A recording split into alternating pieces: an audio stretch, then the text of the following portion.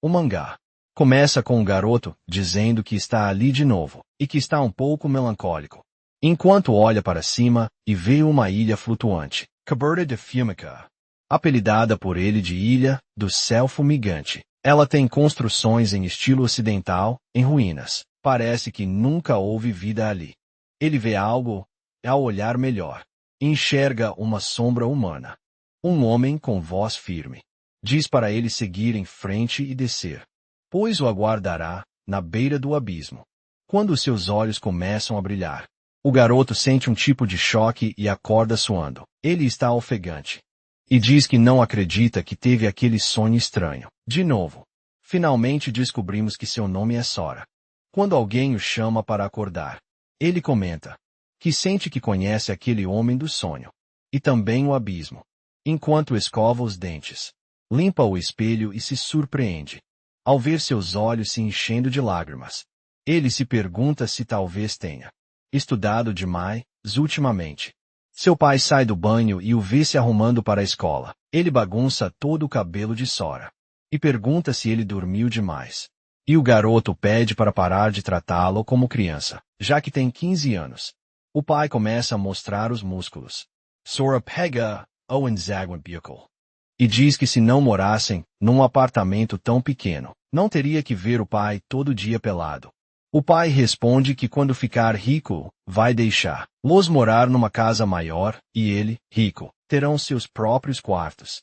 Sora comenta que ele diz isso há 5 anos, e o pai ri, dizendo que a vida ficou bem mais fácil depois que rico entrou para as forças de autodefesa. Sora explica que já fazem 3 anos, desde que seu irmão entrou para a SDF. Um dia será a vez dele.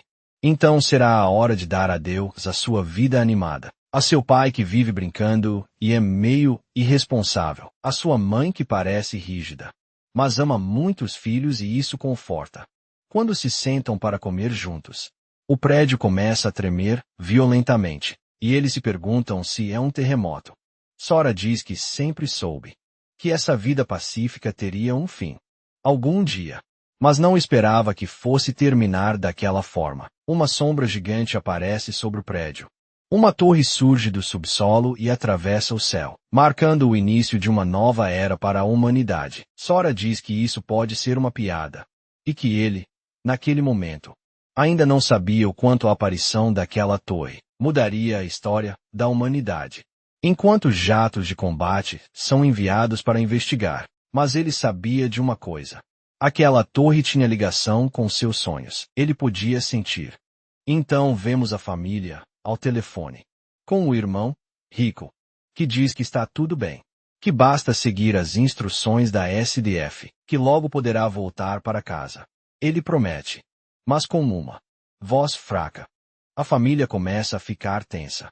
A professora diz que naquela noite perdeu contato com o irmão.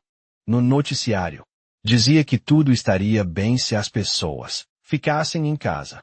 Mas não demorou muito para os noticiários também pararem de transmitir. As torres começaram a surgir no mundo todo. Agora a mesma mensagem se repete no rádio. É preciso evacuar para um abrigo. Essa era a ordem. Enquanto começam a arrumar suas coisas, a mãe deixa um bilhete para o irmão, avisando para onde estão indo. No caminho até o abrigo, eles veem muitas coisas estranhas. Sora diz que tudo parecia estar tentando dizer algo. Soldados passavam constantemente com seus veículos, todos com expressões de puro desespero. Os veículos estavam cobertos de marcas horríveis, e de dentro vinha um cheiro terrível de podridão. O pai pergunta o que está acontecendo no mundo. Eles finalmente chegam ao abrigo temporário, que é um ginásio. O lugar está lado de refugiados, mas quase ninguém fala. Parecia que todos estavam apenas esperando pela morte. O pai disse para Sora continuar andando. Mesmo nesse silêncio, havia pessoas causando confusão, fazendo de tudo para chamar a atenção. Um sujeito agarra a mão de uma criança e manda devolver o pão. O menino responde que o cara já comeu o dele, apontando para o bolso. O sujeito acerta o garoto com o joelho no estômago, e as pessoas fingem que não veem.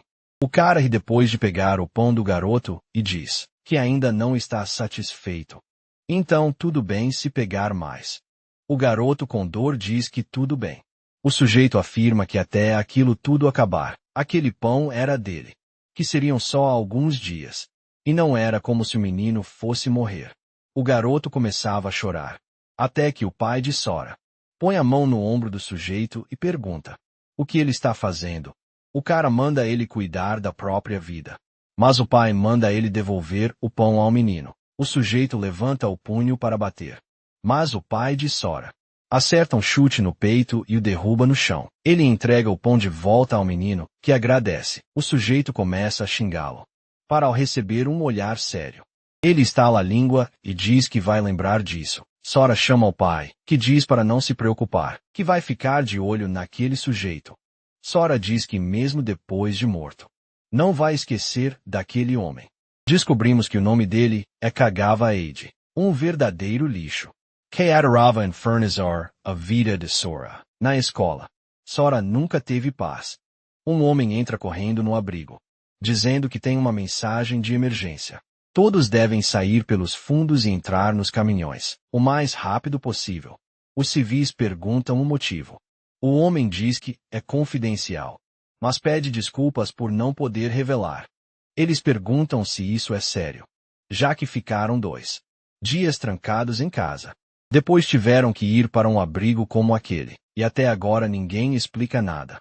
O cara se irrita e pergunta por que então paga impostos. Barulhos estranhos começam a ser ouvidos. E o soldado fica apavorado. Ele diz que eles chegaram e todos precisam correr. O homem pergunta o que ele quer dizer. E Sora toma a iniciativa, empurrando seu pai e sua mãe em direção à saída. Ele diz que está com um pressentimento muito ruim sobre o que vai acontecer.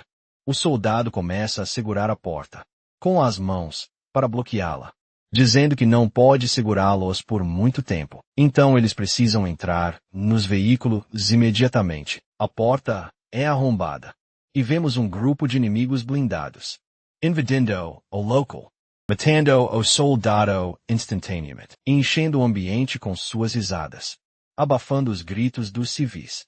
O homem ainda pergunta o que diabos está acontecendo. Vemos Sora ficando para trás, enquanto os monstros avançam ainda mais para dentro da sala.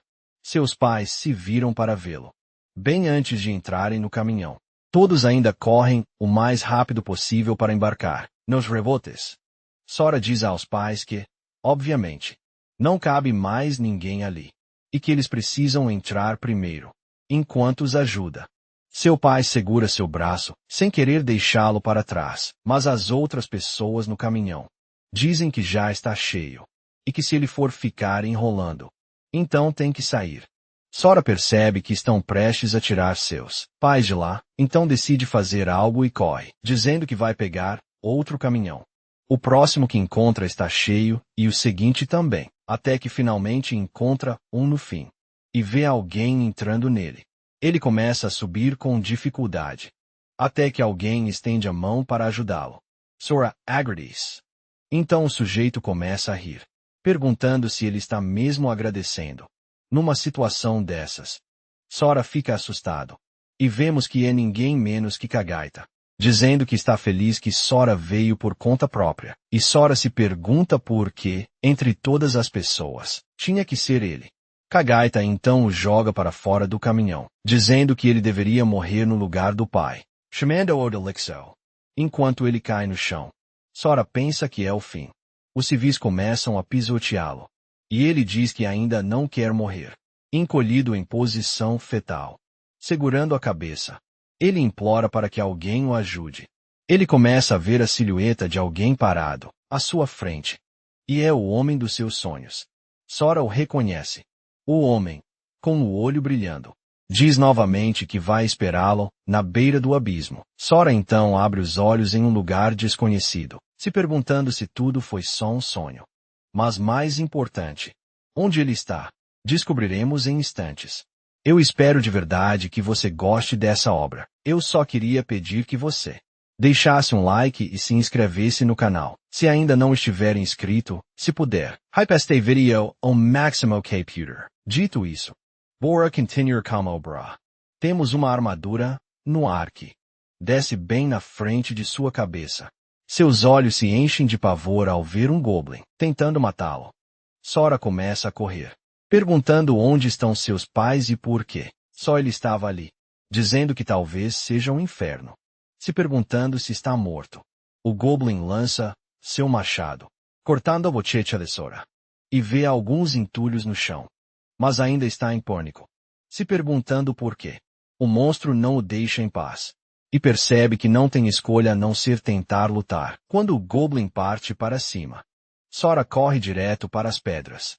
Ele tenta se concentrar, pensando que a torre apareceu do nada. A Gava o jogou do caminhão. Ele encontrou o velho misterioso.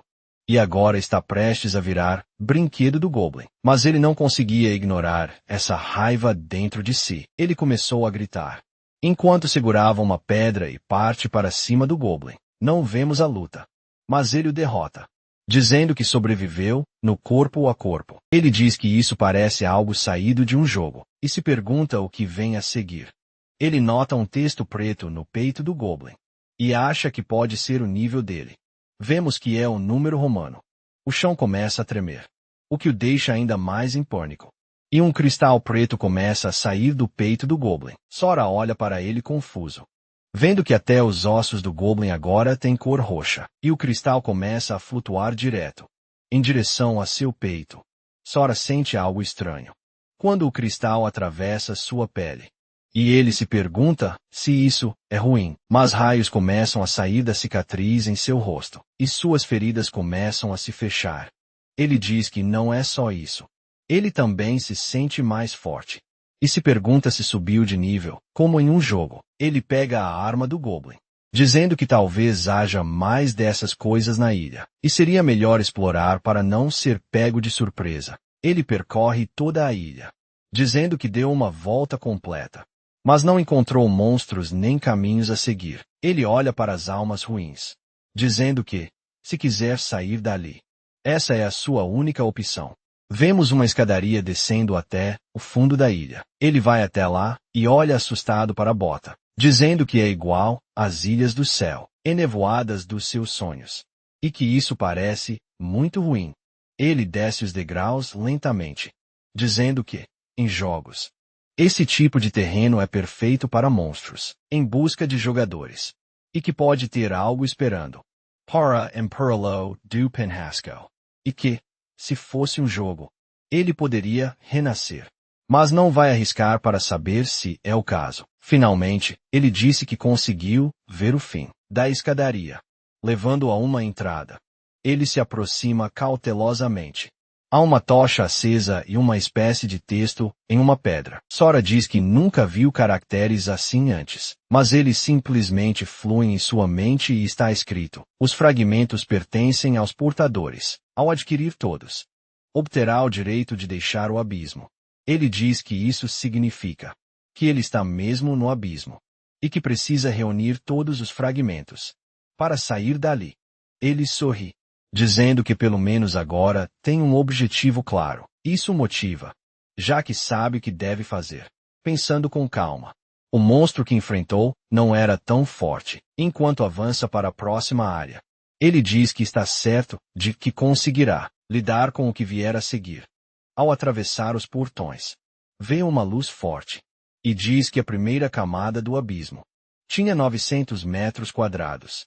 O número gravado no corpo do monstro era 1. A segunda camada tinha 1.800 metros quadrados, e um dos monstros tinha o número 2.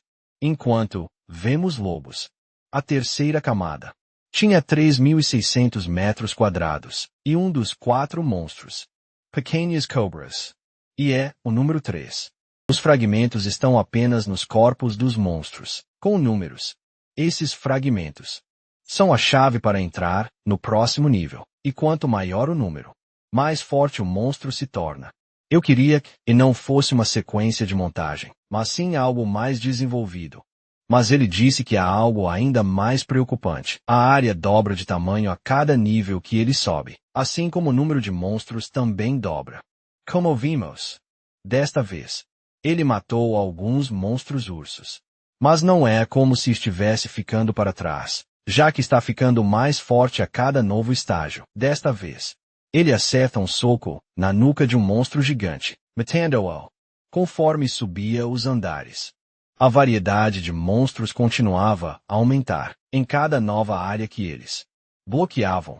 No 12º andar, ele encontra monstros que atacaram o abrigo naquele dia, mas agora eles não eram mais páreo para ele, já que ele os destruía com facilidade. E havia tantos monstros que seus sentidos começaram a ficar entorpecidos. O 13º andar tem 4.000 monstros, o 14º tem 16.000. O 21º tem mais de 1 milhão, e por aí vai. E ele está, simplesmente, passando por cada andar em velocidade máxima. Quando chega ao 30º andar, o número de monstros chega a 500 milhões. Encontrar as chaves era como achar uma agulha em um palheiro, mas com pura dedicação e destruindo cada monstro, ele conseguia.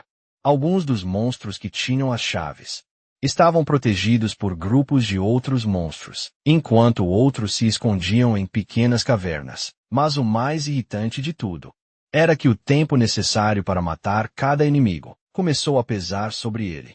Enquanto vemos saltando, lutando contra um brutamontes, e depois contra um monstro sem cabeça, demônio gigante, ele continuou sua conquista de cada andar, sem deixar nada para trás, porque precisava seguir em frente.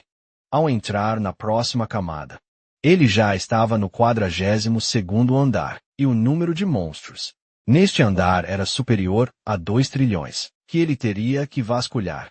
Sora começou a rir como um maníaco, e diz que isso é loucura. Agora eles estão em um andar completamente novo, com dragões voando acima.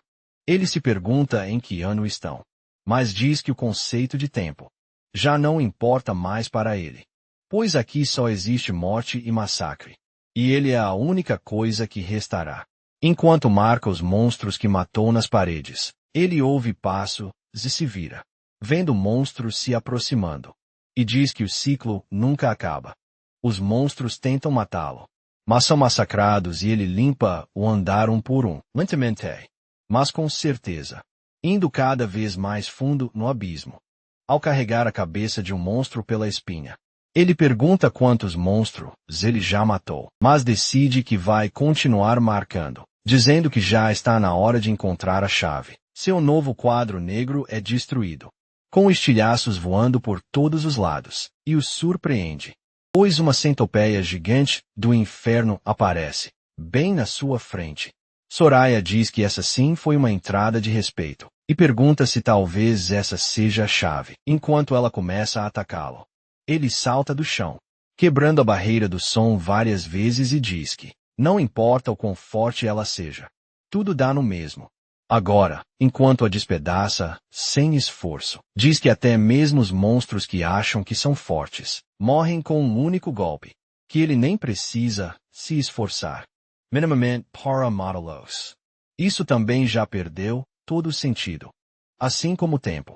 O poder não tem mais importância para ele. Os monstros não escalam no mesmo ritmo que ele. Ele começa a se irritar, perguntando onde diabos está a chave do 42º andar, mandando que ela apareça logo e lute com ele, pois ele já está de saco cheio.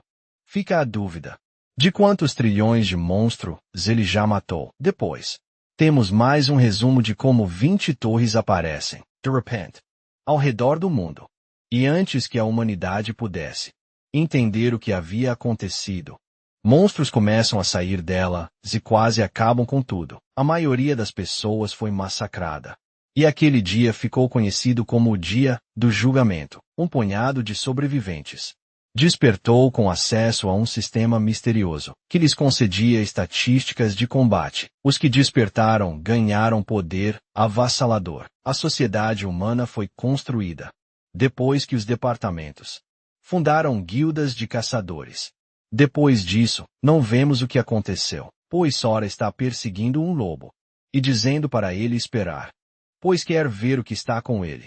Ele se surpreende ao ver uma corrente se enrolando no lobo, e ouve alguém dizendo que acabou de se usar um pergaminho de transferência avançado, e que não pode deixar essa invocação se concretizar. Sora reconhece que é uma fala humana.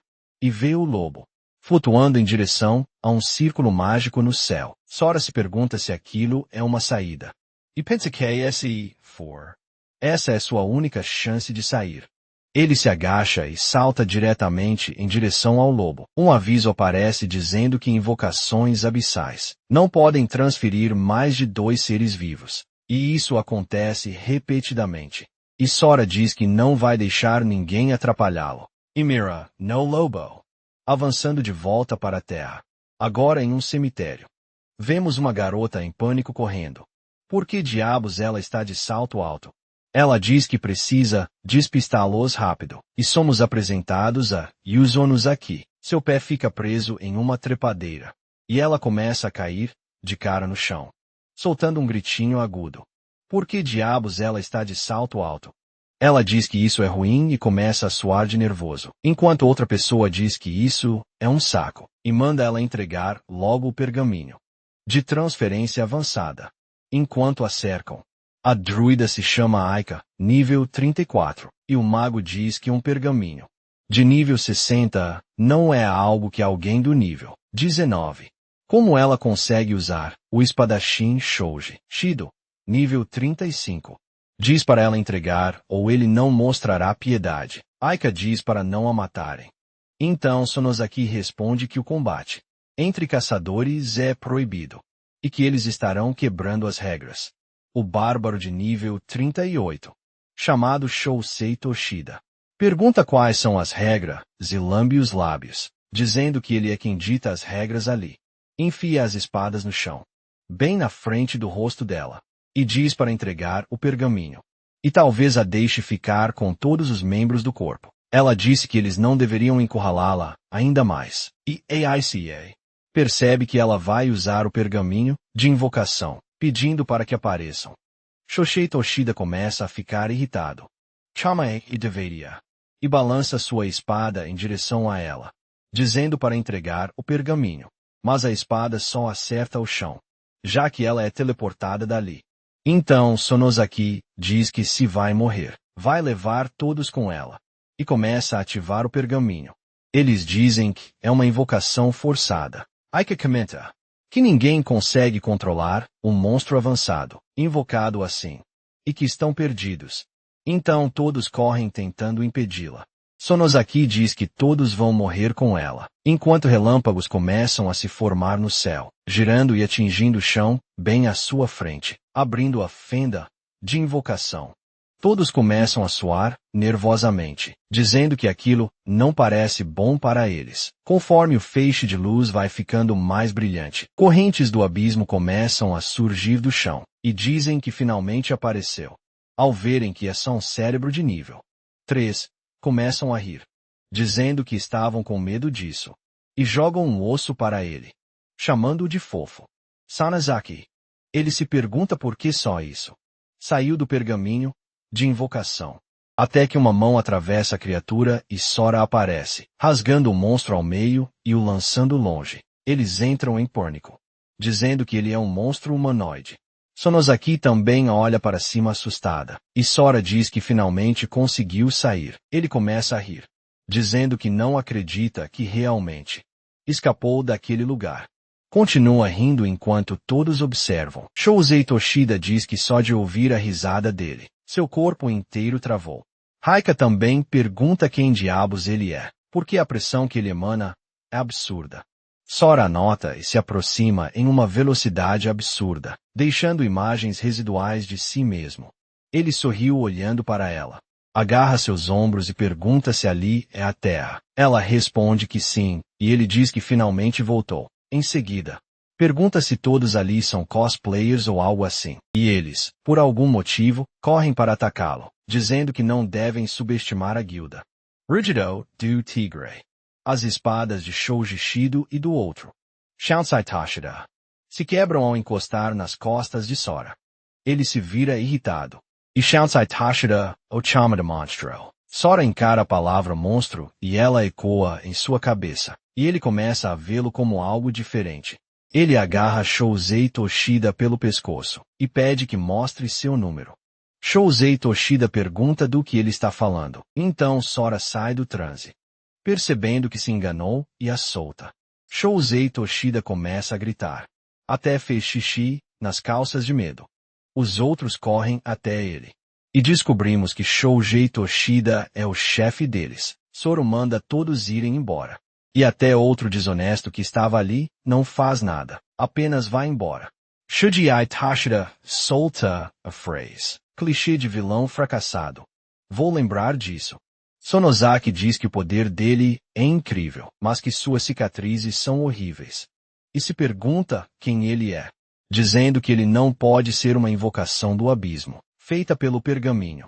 Sora pergunta há quantos anos as torres apareceram ali. O conflito. Ela responde que já fazem 5 anos. Ele pergunta se ali é mesmo a Terra. E qual pergaminho ela usou. Ele também pergunta por que ela está vestida de forma estranha. Ela começa a explicar que, desde que a torre surgiu, um sistema apareceu para os humanos. E agora estão nesse ponto. Sora pergunta se o mundo mudou tanto assim. Nesses 5 anos em que ele ficou preso no abismo, ela conta que a cidade foi atingida pela 7ª grande invasão, e que ela fugiu de lá. A senhora diz que nasceu lá. E pergunta qual é a situação atual da cidade. Diz que foi completamente destruída, mas que pessoas fortes foram enviadas para lá, e devem conseguir derrotar os monstros. A senhora pergunta como chegar até lá. A partir de onde estão. Ela aponta a direção, e ele parte imediatamente. Ela fica surpresa por ele ir sozinho. Que é realmente um homem misterioso. E que precisa contar. A irmã dela. Aposto que é uma das mestras da guilda mais forte. Em seguida, a cena muda para o grupo de vilões fracassados, e algo pousa bem na frente deles, quebrando o chão. Eles perguntam quem é. Dizem que conseguem sentir a presença dele em todos ali, e que vão dar só 3 segundos para saber onde ele está. Todos começam a ficar apavorados. Mas por algum motivo, Jishidou perguntas, é uma piada. O cara parece não ter cérebro. Eles então são todos despedaçados em segundos, e a cena corta para a sede da guilda deles. Uma mulher diz que não há sinais de vida, do grupo de 4, e que o paradeiro de Sozo Nozaki e do pergaminho é desconhecido. Um homem a chama de lixo e quebra sua taça de vinho. Diz que não acredita que os homens que ela recomendou não conseguem vencer o invocador de nível 19. E que todos os sinais desapareceram ao mesmo tempo. Ele disse que não acredita. Que todos foram mortos com um único golpe. Ele é um nível 118 e se chama Mukayaki. Ordene que descubram quem fez isso e capturem. Sosonozaki para que ela se explique. Eles respondem, sim, senhor. E Moka League diz que matará qualquer um que colocar as mãos em seus homens. Ele então vê Sora pulando pela janela. Diz que o cheiro de sangue é incrível. Pergunta quem era aquele. E nota que ele está indo para uma zona em colapso. Diz que essa invasão é de outra escala, e que não há dúvidas de que grandes forças estão em jogo, e que a torre que estava adormecida por 5 anos, finalmente, esta se moveu. Ele então ordena que todas as equipes de busca recuem, pois é uma emergência. Sora continua indo em direção à cidade, até finalmente alcançá-la. Vendo tudo em ruínas. Mas ele diz que nos 5 anos que ficou preso no abismo, esse lugar virou um inferno. Mas no abismo, ele, que era o fraco e mal conseguia lidar com um goblin, foi ficando cada vez mais forte. Conforme subia cada andar, seus sentidos se entorpeceram, e ele quase virou uma fera. Ele comia os monstros que matava. Mas o pensamento de sua família o manteve firme. Os monstros que antes o assustavam agora são fracos. E ele torce para que sua família esteja segura. Pelo menos. Ele disse que a cidade antes era cheia de vida, e agora é um deserto. Todos os prédios estão destruídos, como se tivessem passado por um terremoto. Mas ainda assim estão de pé. O que é estranho. Não há nenhum sinal de monstros matando alguém. Ele disse que desde que as pessoas foram evacuadas, ninguém deveria estar vivendo aqui. Ele segura a maçaneta da porta de casa. Arrancando a completamente das dobradiças e se surpreende. Então ele entra lentamente em seu lar. Diz que sabia que o lugar estaria vazio. Mas veio mesmo assim. Afinal, esse lugar é cheio de memórias felizes para ele. Ele então vê uma carta na mesa e pergunta o que é. Aquilo é de seu pai, dizendo que todo mundo diz que Sora está morto, mas ele e a mãe se recusam a acreditar. Eles pegaram suas coisas e arrumaram, exatamente como era no quarto antigo, e tem certeza de que ele vai voltar? Sora começa a chorar, lágrimas de homem, e diz que elas arriscaram suas vidas para voltar por ele, até separaram suas roupas favoritas, de tamanhos diferentes, para que, quando ele pudesse voltar, ele vestisse algo novo no armário. No mapa para o abrigo 6. Quando ele lesse a carta, deveria ir encontrá-los, pois sempre estariam esperando por ele com amor. Mamãe e papai. Ele chora, segurando as fotos da família, e se pergunta o quão forte ele está agora. Depois, começa a cortar o próprio cabelo, dizendo que se for forte o bastante para acabar com o apocalipse, talvez consiga recuperar os dias que perdeu. Ele então pegou a faca e cortou seu cabelo, parecendo o protagonista de outro mangá. Quem será? Hein? Me diz aí com quem ele se parece. Ele diz que vai seguir o mapa até o abrigo 6, como ele indica. Mas a estrada está completamente destruída. Mesmo assim, seguir seu próprio caminho será mais rápido, enquanto começa a voar pelos ares. O monstro voador o avista e tenta atacá-lo, mas ele o rasga ao meio. Depois, continua saltando de monstro em monstro, limpando os céus. Enquanto avança, algumas pessoas próximas perguntam que barulho foi aquele. E outro cara diz que só está bêbado. E ficar de guarda é entediante. Eles então sentem algo passando, voando por eles e perguntam o que foi aquilo. Um disse que não conseguiu ver. E o outro disse que filmou e conseguiu uma imagem de Sora voando pelo ar. Depois ouvem uma mulher gritando, dizendo que ninguém deve se aproximar, que ela só veio procurar comida. Quando ela começa a ser cercada, dizem que faz tempo que não vem uma mulher. E um deles começa a babar, dizendo que são caras legais e vão cuidar bem dela. Ela diz que não e eles se aproximam abrindo as pernas, dizendo para ela não ter medo, que ele vai ser gentil, e que seria um desperdício não aproveitar um corpo como o dela, enquanto começa a agarrar seu peito. Sora diz que algumas coisas nunca mudam e o chamam de lixo. Eles perguntam quem está ali, dizendo que ele não vai sair ileso se meter, e manda os homens o pegarem. Quando começam a avançar, Sora libera uma pressão de vento absurda. Ele entra na briga, dando um tapa tão forte em um que provavelmente o matou, quando o outro vem com uma espada.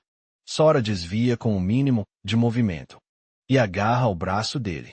Depois dá uma joelhada direta no rosto do cara. O canalha pergunta quem ele é, dizendo que faz parte da guilda Rugido do Tigre. Claro que faz. Sora então chama por Kaguya. Ele pergunta se já esqueceu o rosto do cara que matou. Kagawa Eiji diz que e não é possível, e começa a rastejar, dizendo que é impossível. Quando Sora começa a liberar uma pressão absurda, Kagawa Eiji pergunta como ele está vivo, ordenando que ele se afaste. Sorri e o agarra pelo pescoço, dizendo que é isso mesmo, que ele se arrastou para fora do inferno por causa dele, e agora é a vez dele ir para lá. Enquanto começa a enfiar os dedos na garganta dele, ele diz que vai arrancar cada pedaço de dignidade que ele possui, que esse é o poder dele agora.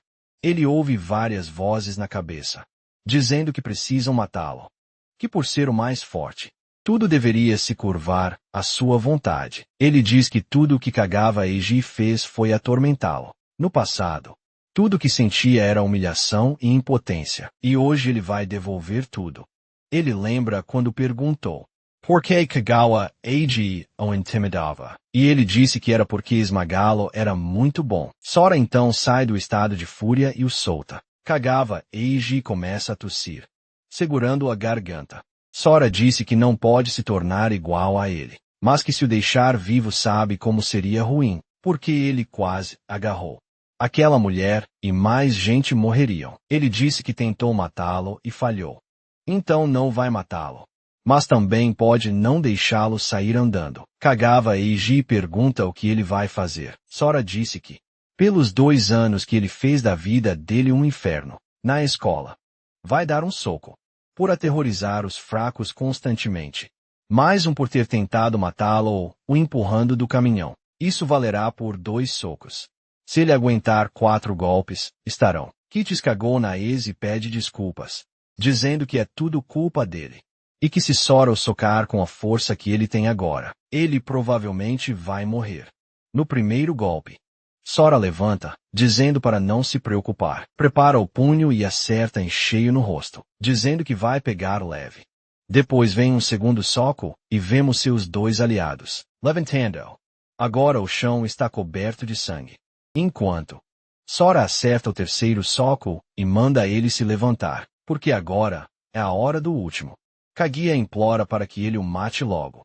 Seus olhos estão todos estourados. Sora dá um chute direto na cabeça dele, arremessando no chão. Os olhos do cara literalmente explodiram. Sora disse que fez até mais do que isso.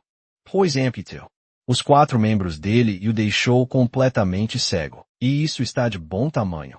Ele manda os amigos levarem ele para o hospital e nunca mais aparecerem na frente dele. Ao saltar, disse que a limpeza está feita e que está na hora de seguir em frente, pois ainda precisa chegar ao abrigo 6. Em outro lugar na zona de contenção da cidade S, vemos alguns guardas, dizendo que estarão de plantão no muro.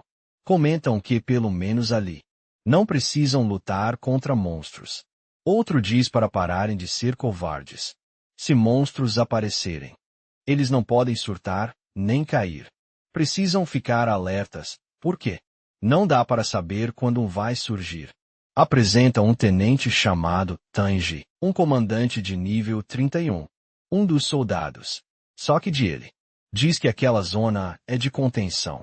E monstros quase nunca aparecem ali. Bandeiras levantadas, e ele é um guerreiro do nível 22. Ele diz que tudo ficará bem enquanto ficarem atentos. Apenas para morrer.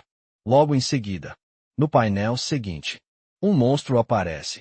Ele se chama Filho do Kraken. E é um monstro do tipo casco de nível 45. Eles começam a se posicionar, atirando contra os carapás. Mas as balas ricocheteiam. O monstro fica irritado. E eles percebem que as armas não estão funcionando. Por causa da grande diferença de nível, eles se preparam para o ataque. E Tanji diz que todos precisam se espalhar. O primeiro cara é cortado ao meio com apenas um golpe. Seu amigo vê o corpo voando pelos ares. Fica furioso e começa a xingar o monstro, enquanto segura explosivos. Corre dizendo que vai derrubá-lo, enquanto os outros fornecem fogo de cobertura, fazendo o monstro se virar. Agora ele está bem embaixo do monstro com um explosivo. O monstro levanta os tentáculos para atacar, mas para pouco antes de atingi-los. E eles se perguntam o que está acontecendo. O monstro começa a parecer assustado. Eles se perguntam se ele está com medo mesmo, ou se há alguma outra coisa. O monstro então cobre completamente seu olho e entra em posição defensiva. O homem diz que não sabe do que tem medo, mas que está a chance de vingar seus amigos. Ele joga o explosivo diretamente no monstro, gritando para ele morrer. E o explosivo explode ao redor em chamas. Eles se perguntam se o mataram, mas percebem que causaram danos mínimos. O monstro os encara diretamente, praticamente ileso, e parte para o ataque.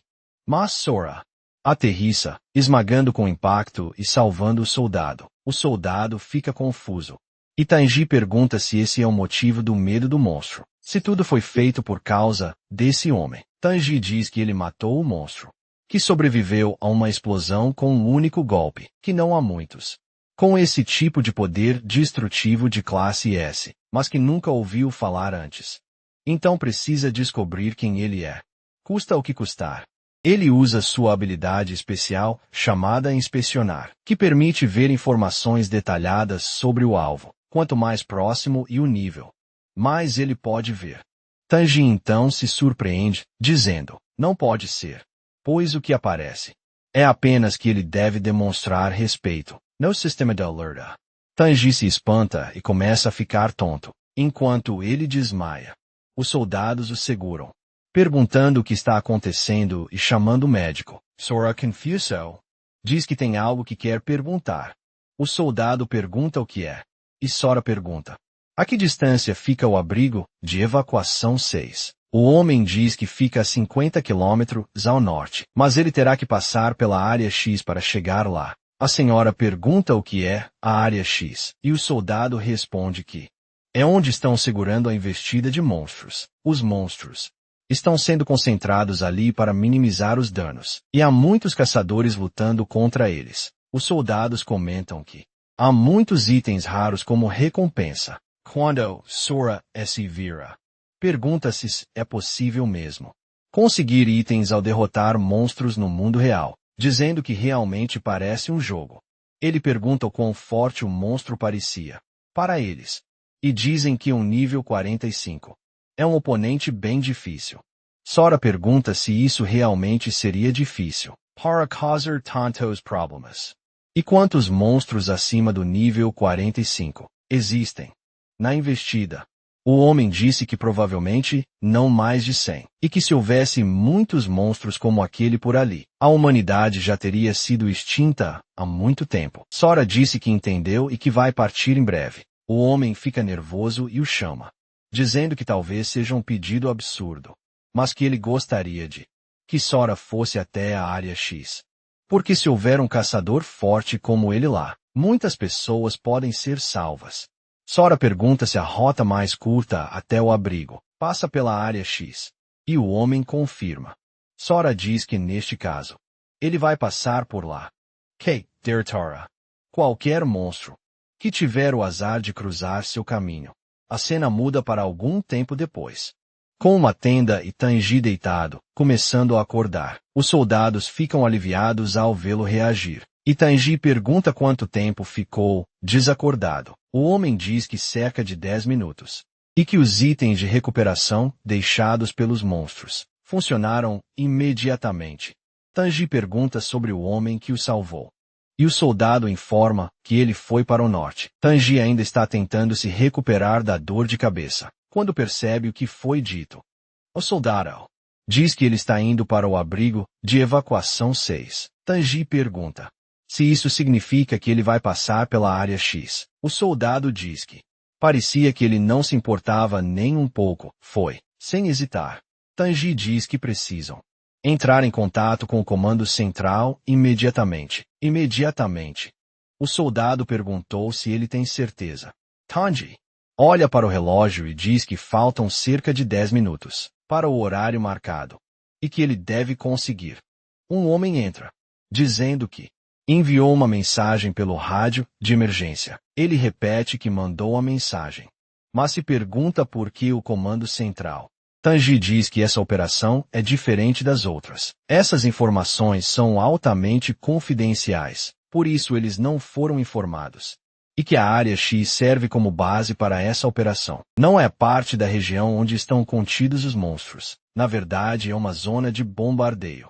Vemos então um centro de comando, com um cara com barriga saliente. Uma mulher diz que uma chamada de emergência chegou à área B. 22.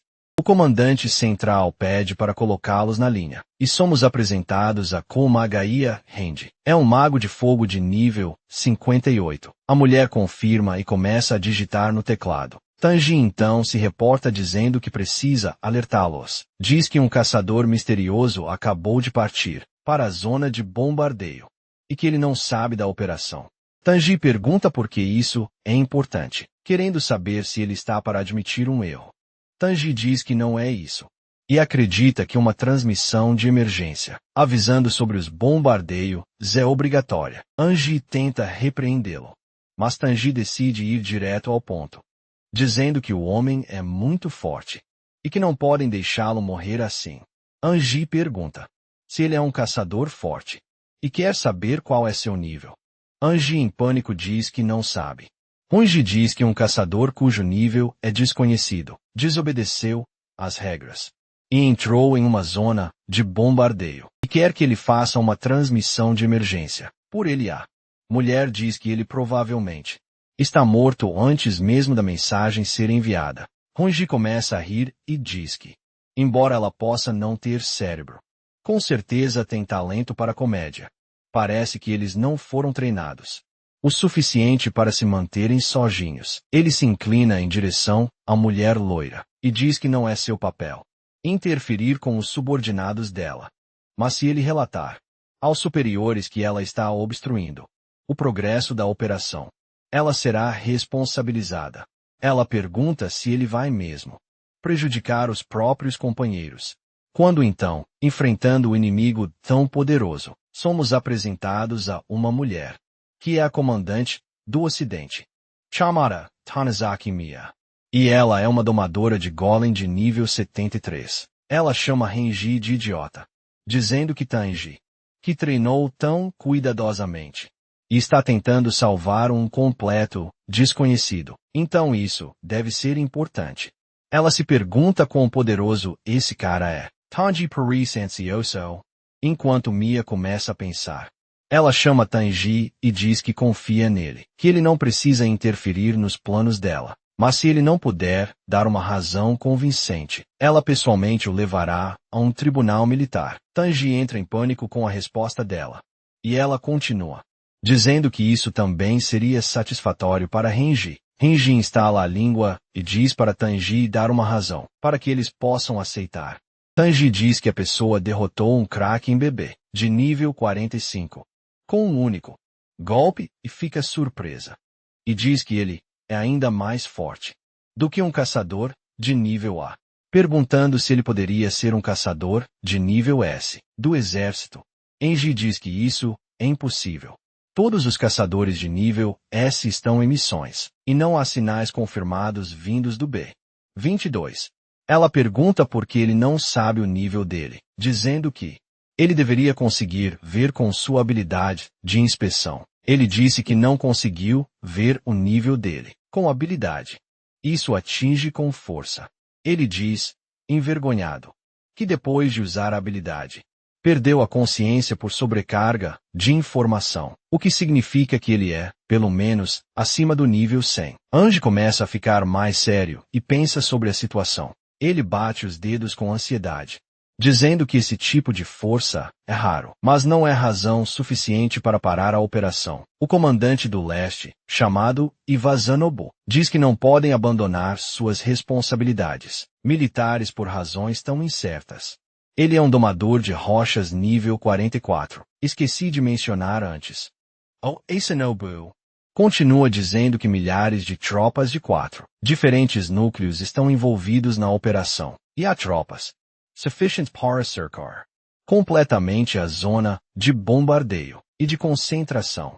O plano original era que, após o bombardeio, os monstros dispersos fossem eliminados pelos soldados estacionados na zona de guarnição. Mas se uma transmissão de emergência for feita, os monstros reagirão ao som e correrão todos para um só lugar. Se isso acontecer, a área cairá num instante, e dezenas e milhares de soldados perderão a vida. E salvar um homem em troca disso não faz sentido. Mesmo que ele fosse um caçador de nível S, seria um risco que eles não poderiam correr. E ele pede desculpas. Tanji apenas parece devastado, pois tecnicamente é tudo culpa dele. Quanto Mi está sentada pensando em algo, ele diz que, sendo assim, precisa rejeitar o pedido dele, que não pode desperdiçar os esforços de tantas pessoas por causa de um só homem, e que a decisão é final. Quando desligam a ligação, ele olha para o celular, confere novamente e fica completamente chocado. Ele então aperta o telefone com força, frustrado consigo mesmo. Seus homens dizem que ele fez o que pôde. Ele solta um grande suspiro, dizendo que o que importa é o bem maior. O soldado olha para baixo, vê suas chaves e as tira da cintura. Tanji pergunta o que ele está fazendo. Quando o homem corre para o carro, Tanji diz para ele voltar antes que as bombas comecem. O homem diz que ainda faltam 6 minutos e que ele é lixo. Achei honestamente que ele tivesse morrido antes, mas na verdade ele é um cara determinado. Ele sai em alta velocidade, dirigindo direto em direção a Sora. Os outros homens de Andy perguntam se devem trazê-lo de volta. Mas ele disse que está tudo bem, que ele já tomou sua decisão e sabe o que está fazendo. Só que disse que precisa chegar a tempo. E os vemos ansiosos. O que ele não sabia naquele momento era que o homem que estava salvando se tornaria a esperança de toda a humanidade. Mas nós sabíamos, porque ele é o nosso protagonista. Só que disse que perdeu o rastro dele. E se pergunta para onde ele foi. E segue pelo caminho mais rápido. E ainda não encontrou. Significa que ele está se movendo mais rápido que o veículo. Ele está quase na área X. Se for usar o alto-falante, talvez ele consiga ouvi-lo. Mas fazer isso também atrairá os monstros. Agora ele tem pouco mais de 2 minutos. Ele decide seguir em frente e estica a mão para o alto-falante. Alto-falante. Ele respira fundo e hesita, enquanto continua dirigindo. Diz a si mesmo que é uma vergonha para o exército. Então, se decide a fazer isso. Ele grita dizendo que é o soldado que Sora ajudou antes, e que está na área prestes a ser bombardeada. Então, ele precisa evacuar imediatamente, e começa a repetir isso várias vezes. Sora ouve isso e, quando vemos, ele acabou de terminar uma luta. Ele diz que isso explica porque não há muitos caçadores por perto. Ele olha para as mãos e diz que os monstros em si não são uma grande ameaça, mas não sabe se conseguiria sobreviver ao calor da explosão. Então, deve evitar riscos desnecessários. E aquele soldado arriscou a vida para ir até lá, apenas para avisá-lo sobre o bombardeio. Ele não pode deixá-lo morrer ali. Só que se pergunta se conseguiu alcançá-lo ou não. E com 30 segundos restantes para a bomba, vemos dragões voando acima. Descem diretamente na frente de Sora. E ele diz que realmente os atraiu para si, e que precisa sair imediatamente. Porque eles definitivamente sabiam que estavam fazendo o reconhecimento da área com drone. Nobu também está em pânico. E diz que precisa evacuar todos os soldados da área da guarnição. Eu concordo, dizendo que precisam recuar completamente e segurar as muralhas. Mas a mulher diz que eles não estão indo para as muralhas, e todos ficam ainda mais confusos, perguntando para onde eles estão indo. Então ela diz que estão indo para a área B. 22. E me diz que foi para lá que o caçador misterioso foi. Então precisam enviar todos os drones restantes para B. 22. E descobrir o que impediu o avanço do monstro. Mamasuk, saindo do carro dizendo que o bombardeio acabou. Ele não acredita que ainda está vivo. Ele começa a rir pelo fato de ter sobrevivido. Zoro diz que é cedo demais para comemorar. Se ele está vivo, isso significa que os monstros também estão, e estão vindo nessa direção. Ele então olha para ele e manda que se abaixe. Ele o ajuda a desviar de algo que passa voando por cima. Sabemos que é na verdade o drone. E só que se pergunta se os monstros o atacaram, já que isso nunca tinha acontecido antes. Só que diz para ele guardar o espanto para depois, pois agora estão completamente cercados pelos monstros. Só que diz que vão correr. Certamente ele poderia matar. Todos ficam me perguntando o que ele está planejando. Soc aparece absolutamente apavorado, pois aquele monstro gigante com um homem no ombro está no nível 90. E há muitos monstros de nível alto ao redor. Ele disse que esse é o grupo de nível mais alto nessa investida. E o líder é de nível elevado. Ainda assim, não tem nenhum arranhão causado pela bomba. Então acabou para eles e todos vão morrer ali. Sora diz que eles também não sofreram nada com a bomba. Mas isso não vai impedi-lo de espancá-los até a morte. Ele salta para frente, dizendo que Soki deve se esconder no jipe. Enquanto isso, ele começa a matar os monstros rapidamente, um após o outro, indo direto em direção ao chefe. O chefe então começa a balançar sua arma contra Sora, uma enorme massa que ele segurava com as 2 mãos. Ele parece desinteressado, mas o chefe está surpreso ao ver sua arma sendo arrancada e jogada no chão por Sora. Ele então salta no ar e voa direto para o chefe, preparando o punho e desferindo um soco pesadíssimo, acertando direto na cabeça e arrancando-a completamente. Agora ele está de pé sobre o ombro oposto do homem. Ele olha para ele e os dois se encararam. Sora diz: "Kay." Não conseguiu sentir a presença dele de forma alguma. O sujeito diz que finalmente conseguiu. Vemos que ele tem estranhos tentáculos saindo do corpo, que começam a curar o monstro. O homem diz que o encontrou, e o chama de semente do abismo. Enquanto a cabeça do monstro se regenera, ele sorri para Sora.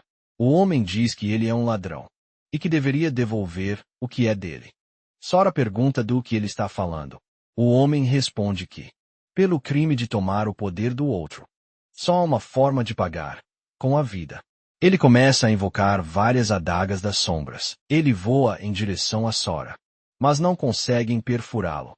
E ele segura uma para inspecioná-la. Ele pergunta se isso é tudo que ele tem e que, se for, ele não será capaz de matá-lo. Então o chefe começa a atacá-lo. E um drone está sobrevoando, observando tudo. O homem com o manto sente isso e olha para cima, perguntando se o corvo de Odin está observando, mas diz que é uma imitação feita pelos humanos. Eu já suspeitava que o velho fosse Odin. Acho que isso confirma. Sora disse ao homem que, se ele realmente quiser matá-lo, vai ter que vir com mais seriedade. Ele ataca diretamente para onde o homem estava, mas atinge apenas o chefe. O homem desapareceu completamente, e Sora se surpreende com isso.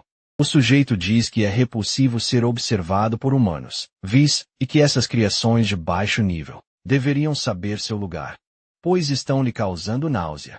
Ele estende a mão para frente, e alguns monstros começam a destruir imediatamente os drones. O homem então ordena que o restante elimine todos os observadores que puderem. Em um complexo de apartamentos próximos, o homem diz que seu drone foi destruído, mas ele conseguiu concluir a missão. O motivo pelo qual os outros monstros mudaram a direção foi por causa daquele cara. Ele é o caçador que enfrentou a investida sozinho, e ele precisa informar o comandante sobre isso. Ele ouve sons muito altos vindo do corredor, enquanto o monstro arromba a parede e estendendo seus tentáculos na direção dele.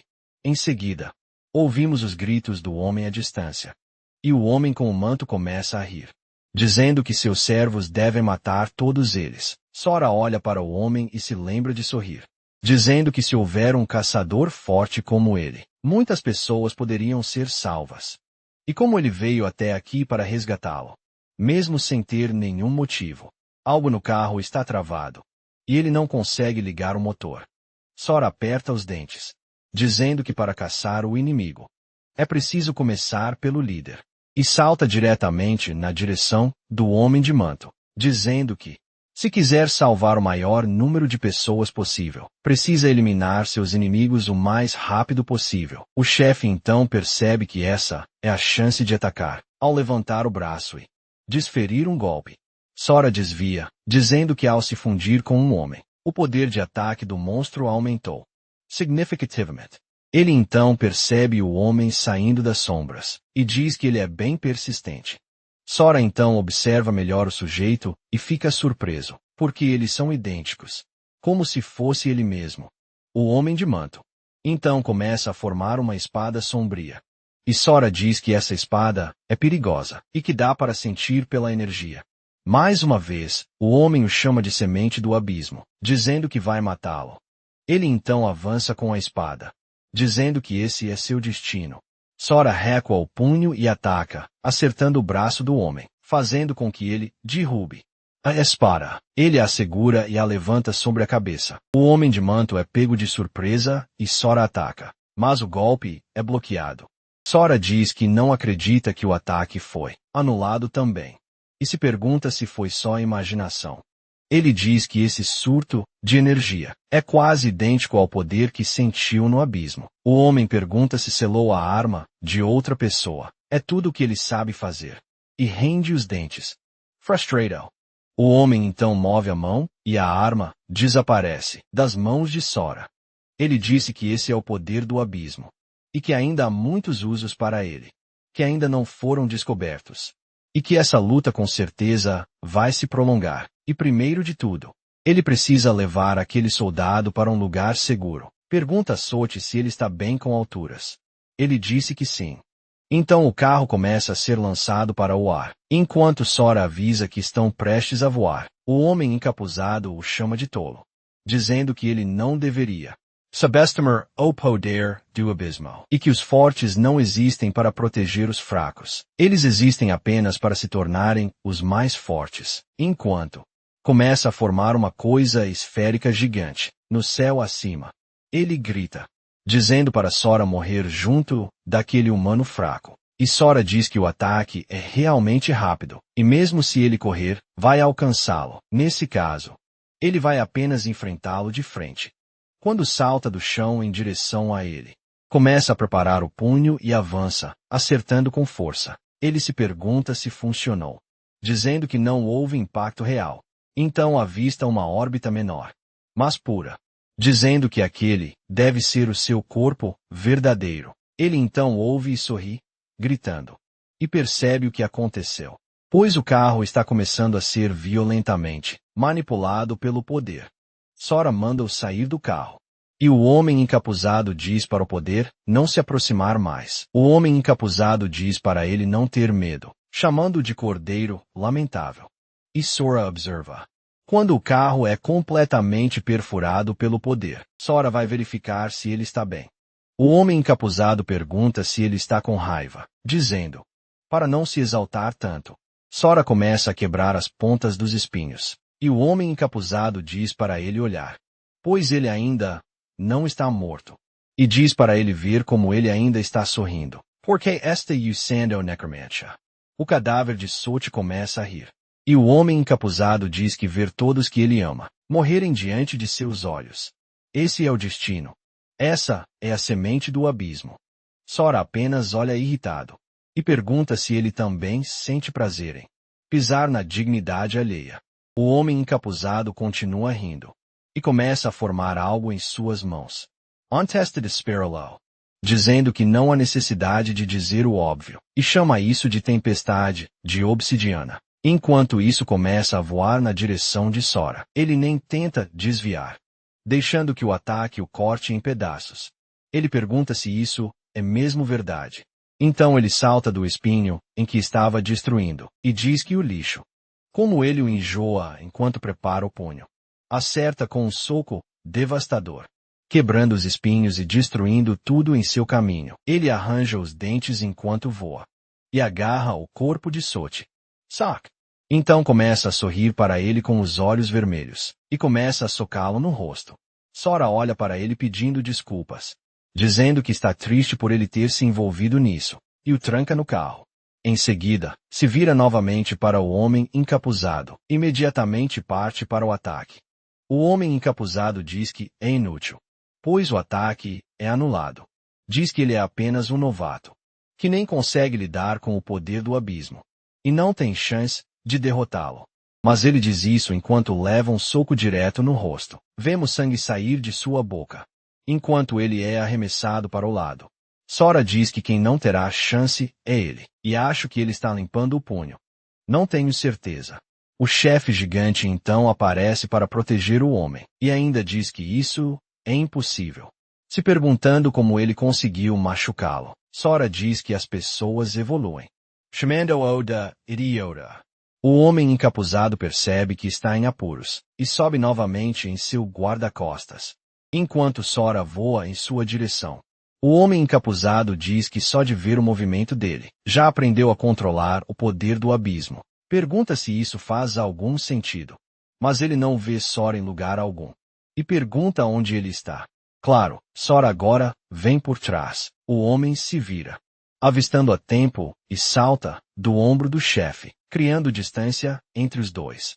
Dizendo que ele é mais resistente do que parecia. Sorrindo, diz que talvez ele consiga escapar dele. Mas quer ver o chefe escapar disso. Enquanto balança o braço para baixo, cortando-o ao meio. O ataque até destrói o prédio atrás. O chefe começa a se regenerar usando os poderes do abismo. A doutora diz que reconhece essa técnica agora, e que vai mirar no núcleo do corpo real, enquanto começa a agarrar a aura do abismo com as próprias mãos. Ele começa a despedaçá-la, dizendo para ser esmagado. O chefe diz que é impossível. Enquanto seu núcleo começa a ser danificado, Sora desce do céu. O sol começa a brilhar intensamente, e vemos o chefe começando a ser queimado. aos poucos, se desintegrando no ar até desaparecer. Foi derrotado. Sora então encara o homem encapuzado, dizendo que ele é o próximo. O homem encapuzado diz que vai se lembrar disso, enquanto começa a preparar um ataque. Chamando de unidade sombria. Todos os monstros ao redor passam a ser controlados, virando-se diretamente para Sora. Soltando gritos enquanto começam a cercá-lo, Sora ainda procura uma oportunidade de atacar o homem encapuzado. Mas o poder que ele emana o mantém afastado. Mas então ele se surpreende, porque imediatamente a pressão desaparece e o homem sumiu. Ele pergunta se ele realmente usou uma técnica dessas para fugir. Apenas depois reclama que suas roupas foram arruinadas, o que o irrita. E fica feliz que a foto de sua mãe e pai ainda está intacta. Ele caminha até o cadáver de Soti, dizendo que esse cara provavelmente também tem uma família esperando por ele. Arranca a plaqueta de identificação do pescoço dele e começa a enterrá-lo com as próprias mãos, dizendo que ao menos isso vai levar de volta com ele. Não há como essa tenha sido a última vez encontrando o outro homem do abismo. Ele absorveu muitos dos ataques dele, mas a ideia dele dizer que todos que ele ama vão morrer, realmente o infeliz.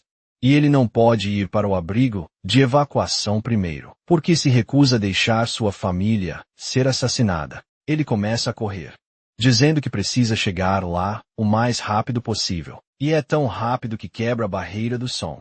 Mas um dos drones ainda está intacto, deitado no chão. Ele então começa a flutuar no ar. Imei diz a todos que precisam investigar a área com cuidado e garantir que não percam nada, enquanto começam a explorar as ruínas, onde seus homens mencionam os monstros. Mas ela o interrompe, pois já sabe. Ela consegue ver diante dela que todos os monstros já foram derrotados. Ela manda verificarem os dados do drone e relatarem qualquer informação.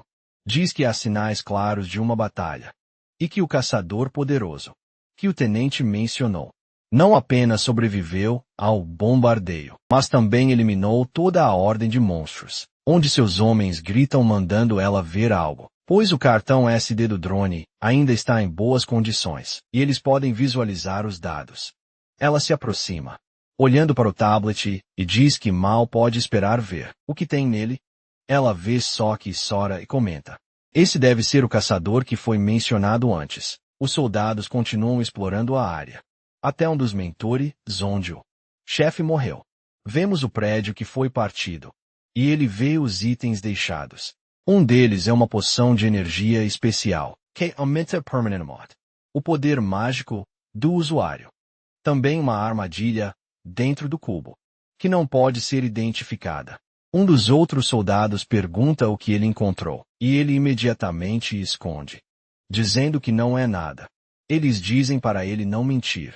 Enquanto ele solta para baixo, ele pergunta se aquilo foi deixado pelo chefe da investida, pois parecem itens raros, e tomaram o que foi objeto pela unidade. Para si, é um crime. Dizendo que com certeza ele sabe o que tem que fazer. O sujeito olha para os itens e pergunta como ele deve dividi-los. Ele diz que a única coisa que quer é o cubo. O outro diz que de jeito nenhum. Uma caixa dessas com certeza tem um item lendário. O homem agarra os ombros dele, dizendo para não entender errado, pois ele não tem escolha. Ele pega a caixa, enquanto o outro se afasta rindo, dizendo que finalmente conseguiu uma relíquia dourada. A cena muda para o abrigo de evacuação 6. Sora pousa em um telhado próximo, dizendo que finalmente chegou. Ele vê guardas ainda de plantão, e começa a comentar. Parece que ainda não foram atacados, pois há pessoas por toda parte.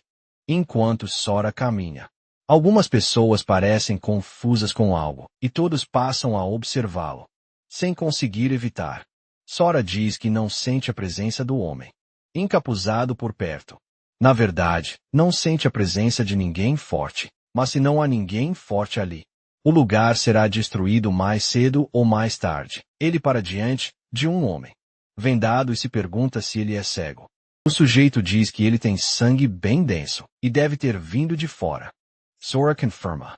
O homem ri, dizendo que isso é um alívio. E que ele pode ficar tranquilo. Pois não tem mais intenções. Mas só deseja comprar informações sobre o mundo exterior. Isso significa muito para ele. Se Sora souber o que ele quer. Sora se pergunta se essa é a moeda de troca usada ali, dizendo que se for algo que ele saiba, ele fará. O sujeito diz que está feliz em ouvir isso, mas Sora diz que antes quer perguntar algo. Ele pergunta por que um monge está chamando-o de excelência, o que significa que ele deve ser falso. O sujeito ri, dizendo que ele viu através dele, e que aquela roupa é apenas um hobby. Sora pergunta se isso quer dizer que ele não é cego de verdade. O homem ri e Sora comenta que esse cara é problemático. O homem diz que contraiu uma doença nos olhos, resentment, e começa a tirar a venda.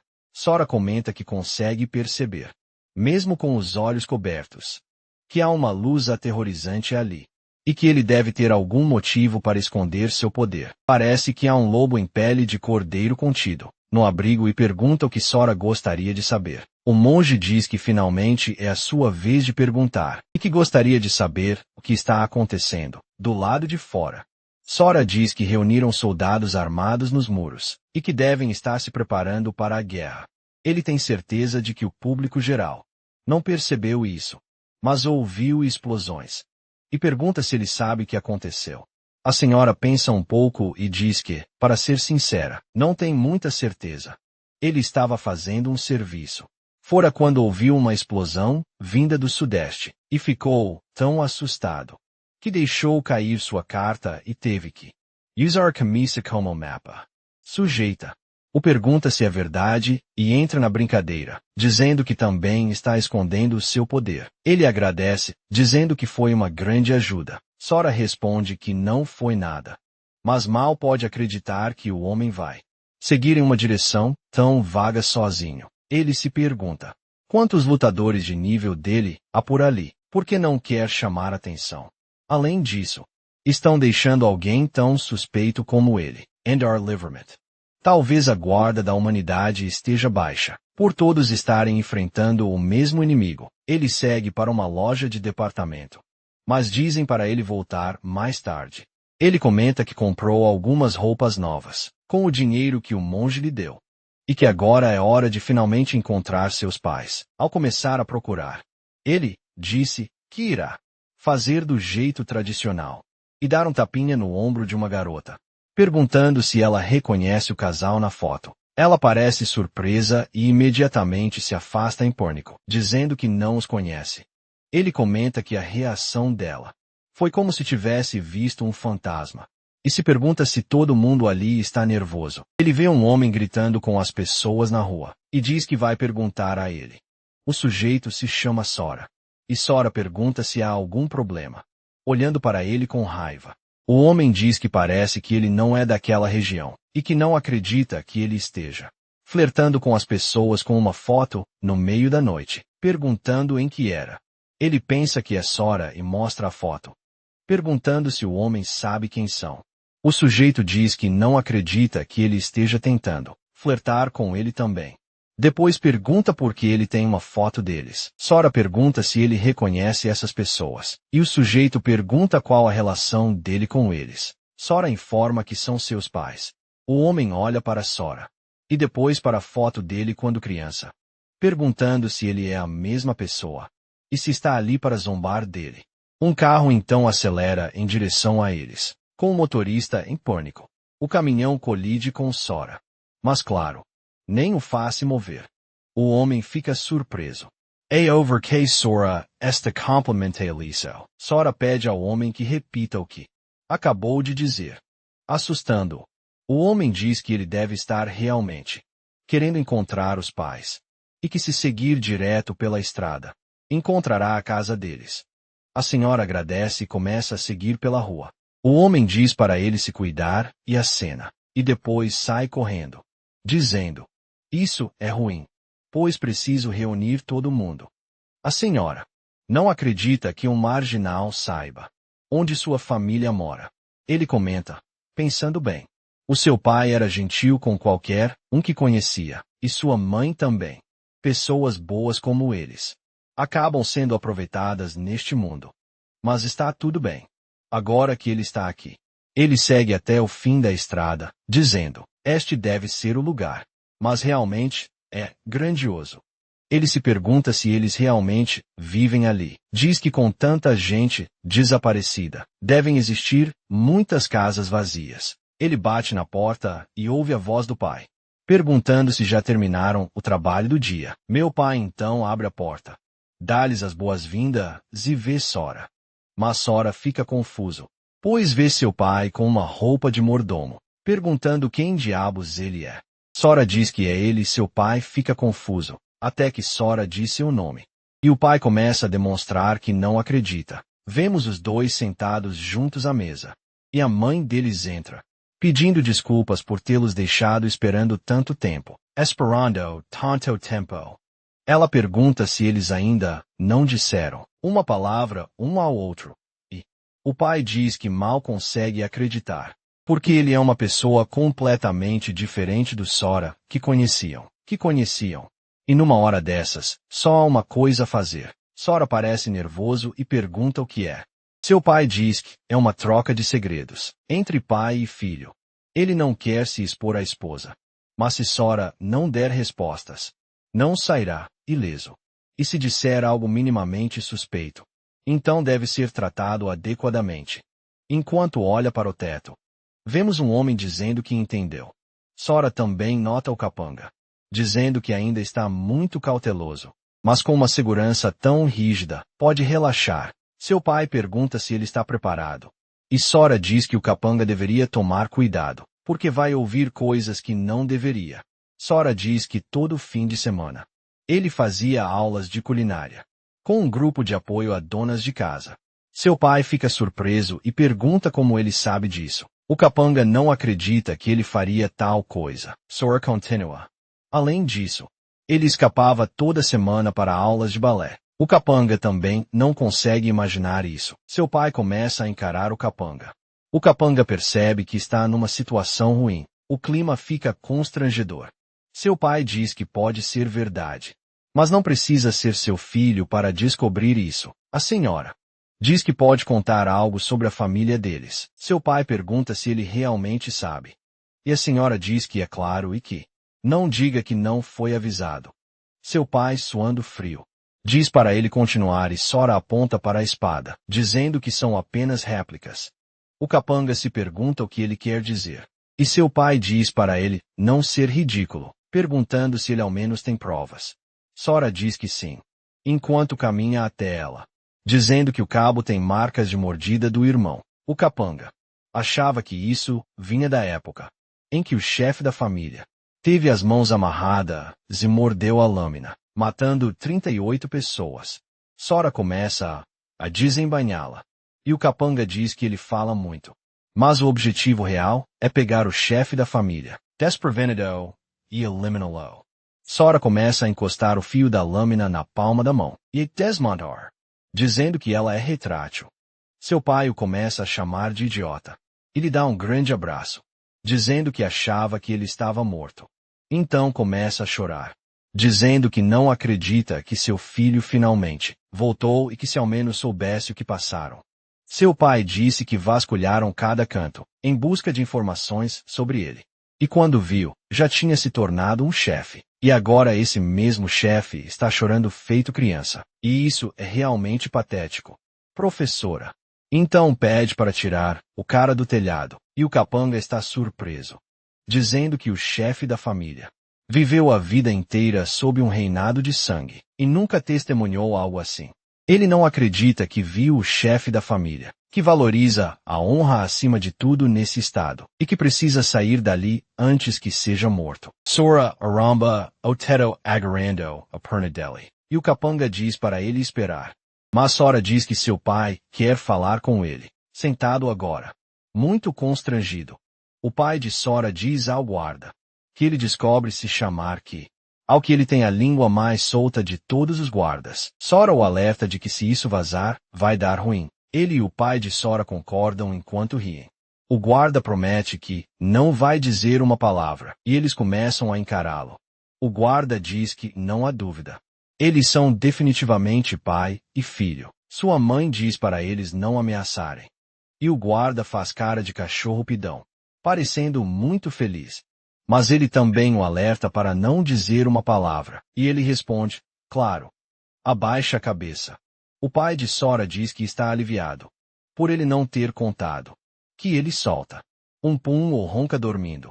E ela pergunta por que ele tocou nesse assunto. Então Sora diz que é como nos velhos tempos, e que finalmente está em casa com a família.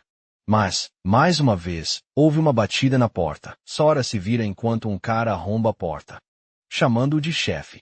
E é o cara que deu as direções, avisando que há um sujeito de cabelo branco procurando por ele. Então ele vê Sora sentado ali e pergunta se é dele que está falando. O homem começa a entrar em pânico. Depois surta, dizendo que é ele mesmo. Ele diz que pode ser forte, mas há muita gente ali e o vemos tremendo. Ele então pergunta se Sora está planejando fazer algo com o chefe, dizendo que ele deve ser dos rugidos do tigre, ainda tremendo. Sora agarra os joelhos dele para acalmá-lo, e então o encara. Em seguida, diz ao pai que o apresente aos seus homens. Meu pai disse que ele é seu filho, que esteve desaparecido por 5 anos e finalmente voltou. Vai contar seu nível, mas percebe que não tem ideia de qual é, e começa a enrolar. Sora diz que, na verdade, ele não tem um sistema. Perguntam se ele realmente sobreviveu na zona, caída por 5 anos, sem um sistema. Cabeludo de Brócolis diz que se ele não tem um sistema, isso significa que, por mais que treine, não pode passar do nível 10. Alguns dos homens dizem que continuavam, chamando-o de Forte, mas que ele é só um iniciante, sem o sistema, cabeludo de brócolis, e dizendo que deveria estar enganado. Mas lembra de quando ele foi atropelado pelo caminhão, e diz que se fosse só um iniciante, isso teria machucado. Sora pensa sobre isso, dizendo que tentem ver o nível dele com os seus próprios sistemas.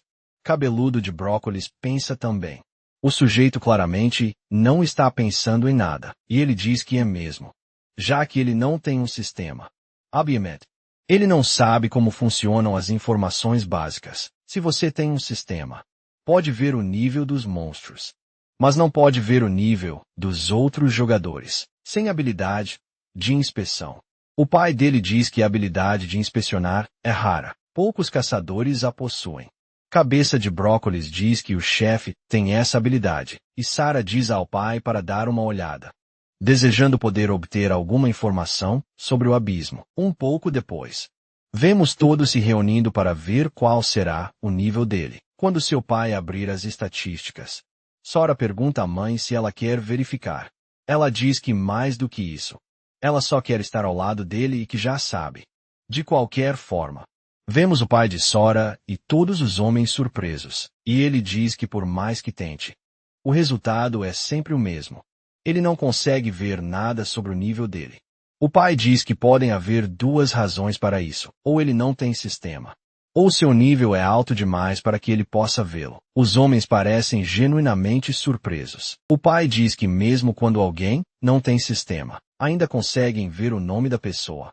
Mas além disso, ele sobreviveu sozinho por 5 anos, e já estaria morto se fosse um iniciante. Então, o nível dele está simplesmente além da percepção do pai, e ele pergunta o que o garoto tem feito nos últimos 5 anos. A mãe diz que eles deveriam apenas estar felizes, que Sora é uma criança forte, e deve ter passado por muita coisa para voltar até eles. Sora fica emocionado com o quanto a mãe se importa com ele, e lembra os incontáveis anos que passou lá, porque definitivamente foram mais do que 5. Por dentro, ele começa a se emocionar, e diz à mãe que está tudo bem, pois agora ele voltou, e pede para ela parar de chorar. O pai também começa a chorar, e manda os homens saírem, para que tenham um tempo a sós, dizendo que precisa sair dali. Agora que se reuniram depois de tanto tempo, assim que eles saem, o pai também vai embora, fechando a porta e perguntando onde estão os outros, pois já se passaram 2 horas, e eles ainda não voltaram. E volta ao quarto. Sora pergunta à mãe onde está Rico, e diz que não pode ser má notícia. Ela responde que ele está bem. Ele não pode vir para casa com frequência, porque está no exército. Mas agora que voltou, talvez ele queira que ela o chame. Já que tem lutado na linha de frente esse tempo todo, quase como se estivesse tentando vingar o irmão. Sora diz que faz muito tempo que não o vê. E pergunta se ela tem uma posição de alto escalão. Ela responde que tem status. Mas o motivo pelo qual confiou nela é porque ela é uma clériga. Ela é uma curandeira com muitas habilidades, capaz de oferecer grande suporte e até mesmo profecia. Ele disse que se ela é uma clériga, talvez possa ver o que está acontecendo com ele. Ela responde que não tem habilidade de ver o futuro. E então ele pergunta como ela sabia que ele voltaria. Ela disse que já mencionou isso. Está na casa da profecia. E eu sabia que ele definitivamente voltaria. Um dia, algum tempo depois. Na porta da frente. Alguém bate e um homem abre a porta perguntando quem é, apenas para ver um homem com um X na testa. E descobrimos que ele é o vice-chefe. O pai de Sora abre a porta, dando boas-vindas ao homem. E descobrimos que ele é o vice. Presidente das Guildas Unidas. O nome dele é Jiro Ivashina. O pai de Sora pergunta por que ele está com essa expressão, e se algo aconteceu, já que ele mandou alguém investigar isso nos bastidores, perguntando o que ele descobriu. Ele diz que o rugido do tigre está relacionado ao exército, como ele suspeitava. Eles entregaram a carcaça do monstro ao exército, como sempre. Mas um cara com um caderno começou a implicar, durante a inspeção. Arrumou várias desculpas e deu apenas metade dos pontos, importando o valor total para os superiores. Ao verificarem toda a discrepância, levava o rugido do tigre. O pai de Sora diz que não acredita que isso aconteceu. Se o rugido do tigre, que deveria ser neutro, está fazendo algo assim, então há mais por trás disso. Mas eles não podem simplesmente ficar parados sendo pisoteados, pois isso afetaria o futuro da cidade. Ele diz a Jiro para descansar e comer bem. Irá direto ao rugido dos tigres mais tarde, para resolver isso com eles. Eles têm que mostrar que a guilda unida não é tão ingênua assim. A senhora reflete sobre isso depois de ouvir tudo, dizendo que, graças ao fragmento negro, todas as suas habilidades estão em modo avançado. Não é só sua força. Seus sentidos também ficaram mais aguçados. Então, ele consegue ouvir coisas bem distantes. Parece que o rugido do tigre está por toda parte. Se o pai vai negociar com ele, isso deixa um pouco preocupado. Sora abre a porta e vê o pai junto com Jiro, dizendo que vai com ele. Kabika, de Brócolis, pergunta se ele está realmente planejando se meter nessa confusão. Mas talvez essa seja a chance de ver os verdadeiros poderes dele. Jiro não tem a menor ideia de quem ele é. Perguntando ao pai de Sora, ele disse que esse é seu filho, que desapareceu na zona caída por 5 anos. Jiro pergunta qual é o nível dele. O pai de Sora diz que o filho, na verdade, não possui sistema algum. Jiro parece surpreso e pergunta se isso significa que ele é uma pessoa comum, porque sem sistema, ele estaria morto em qualquer abrigo. Ele não conseguiria durar mais de 3 dias lá fora. Não é totalmente impossível. Com estatísticas de elite e habilidades de sobrevivência excepcionais, mas sem habilidades de combate, ele se tornaria um peso morto no momento em que houvesse uma luta. Jiro diz que isso é uma boa notícia, mas como ele acabou de voltar, deve estar exausto e deveria ficar de fora disso. Perguntando ao pai de Sora o que ele acha. Pai de Sora concorda, dizendo que ele deveria ficar com a mãe.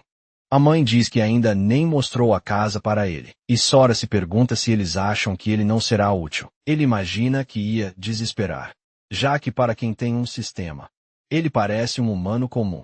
Ele disse que, pensando bem, ainda não entendeu completamente o funcionamento do abrigo. Se realmente existe um monstro como ele imagina, precisa esconder seu verdadeiro poder para não prejudicar os pais.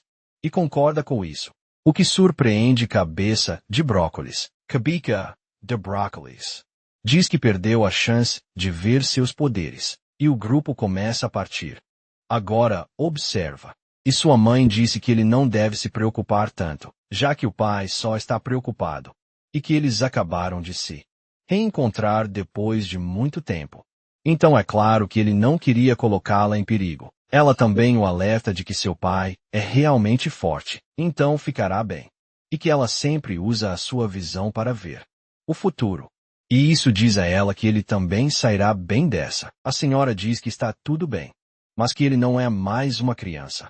E que é verdade que sua mãe usa profecias para prever perigos. Mas o rugido do tigre está ligado ao exército. O pai dele só vai entrar em conflito com ele cada vez mais. A partir de agora. Ele pergunta: como está a situação ali, no abrigo? E por que o rugido do tigre está em maus termos com ele? Ela disse que desde o dia do jogo, o pai dele acordou e se juntou ao exército para gerenciar os abrigos. Depois disso, ele criou a União das Guildas e cooperou com o exército aqui, na esperança de encontrá-lo. A União das Guildas cresceu tanto, porque todos foram comovidos pelo juramento daquela pessoa de reunir a família. A União das Guildas cuida da manutenção da ordem, coleta de suprimentos no campo e praticamente toda a gestão. Ele é um homem bondoso e por isso não queria enviar seu próprio povo para a fenda. Foi assim que conseguiram manter a paz nos últimos 4 anos. Mas há alguns meses, fugindo do tigre do abrigo de evacuação 4, veio até aqui para montar uma filial. Desde então, o conflito com eles nunca parou. Sora pergunta por que o exército não intervém. Ela responde que, como os inimigos continuam ficando mais fortes, o exército não consegue contê-los. Mas o rugido do tigre foi fundado para limpar as Torres, e sua força é tão esmagadora que o exército não tem escolha, senão depender dele.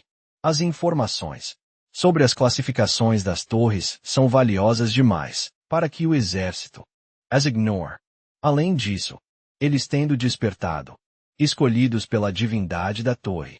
Eles são chamados de Extra e são a carta na manga dele. A senhora pergunta o que é uma divindade da torre, e ela explica que são os senhores da torre. Seu poder é praticamente equivalente ao de um deus para os humanos. E se você passar pela aprovação da divindade, torna-se um Ezra e recebe poder divino. Eles são considerados mensageiros de Deus, fora das torres, e também se tornam guardiões dentro das paredes da torre. O rugido do tigre atualmente tem o maior número deles, e como cada Ezra possui um poder absurdo, eles devoram todas as guildas vizinhas em pouco tempo. A guilda do pai dele é adorada pelos moradores, mas nunca limparam sequer uma torre. Eles são os únicos da União que ainda estão lutando, sem um Vesla. Sora diz que a situação realmente está bem ruim, e se o povo ama a União das Guildas, porque eles se comportam como um grupo de acusação. Ela pergunta do que ele está falando, dizendo que é só uma questão de preferência.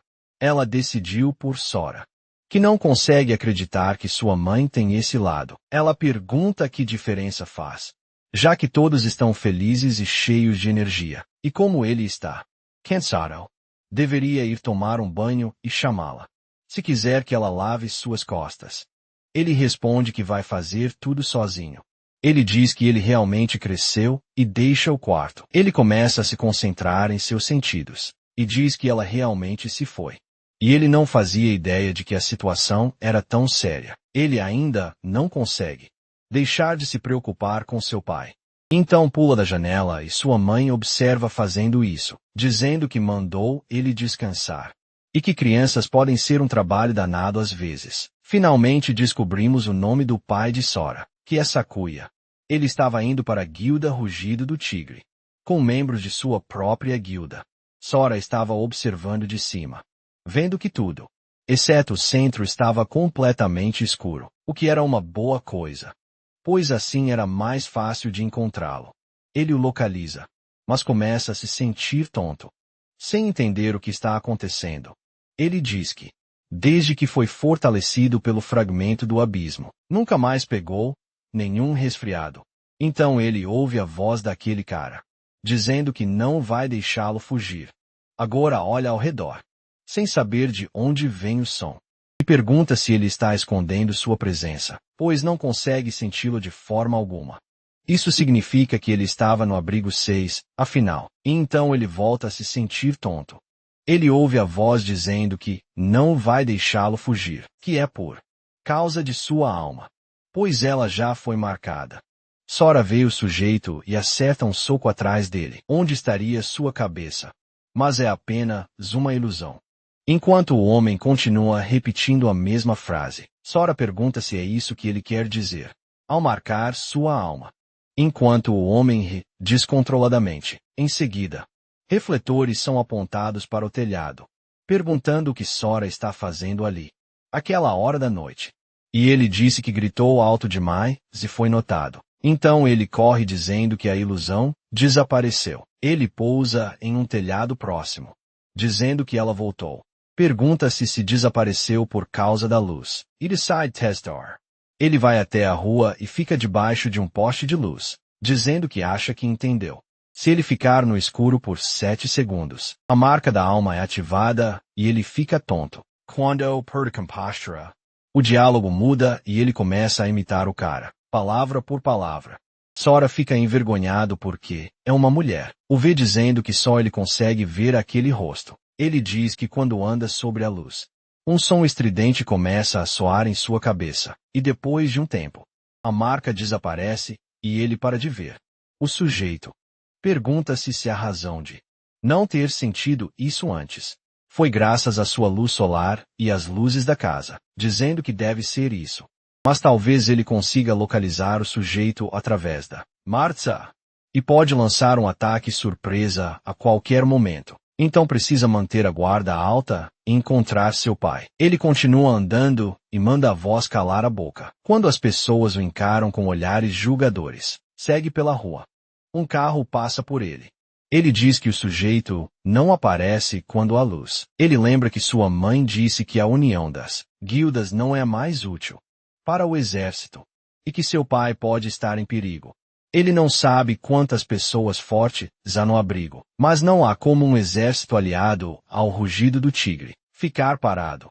E há uma grande chance de tentarem destruir a guilda do pai dele. Neste caso, ele vai proteger sua mãe e seu pai. Mesmo que isso signifique matar todo mundo, ele então para de andar, se perguntando se realmente poderão voltar aos dias pacíficos que tinham antes. Ele vê um grupo de pessoas à sua frente, dizendo que parece ter chegado ao lugar, e se pergunta como seu pai vai conduzir as negociações, e se lembra de seu pai, dizendo que em um conflito com alguém, a violência deveria ser seu último recurso, e essas eram as palavras que seu pai sempre lhe dizia. Sora responde que entendeu, e se pergunta se e vai mesmo esperar até o último momento para recorrer à violência.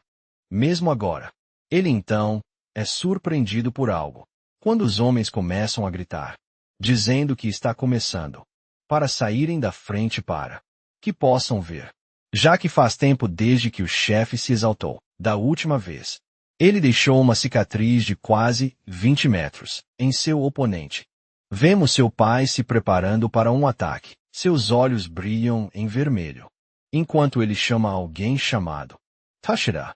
Dizem para ele sair e enfrentá-lo como um homem. Então, balança sua lâmina para frente, cortando um prédio diagonalmente, fazendo-o explodir em inúmeros pedaços. O pai dele é realmente um brutamontes incrível. Está ali enquanto os homens comemoram. E Sora fica simplesmente surpreso com a força de seu pai. O pai de Sora então embainha a espada. Sora pergunta a um dos homens se o chefe sempre foi assim. Ele pergunta se Sora não sabe que o chefe é conhecido por se envolver em lutas. Rapidamente. Sora pergunta se ele não usava a violência como último recurso. Eles dizem que ele dizia isso no começo. Mas naquela época, ele ainda acreditava que o exército resolveria as coisas.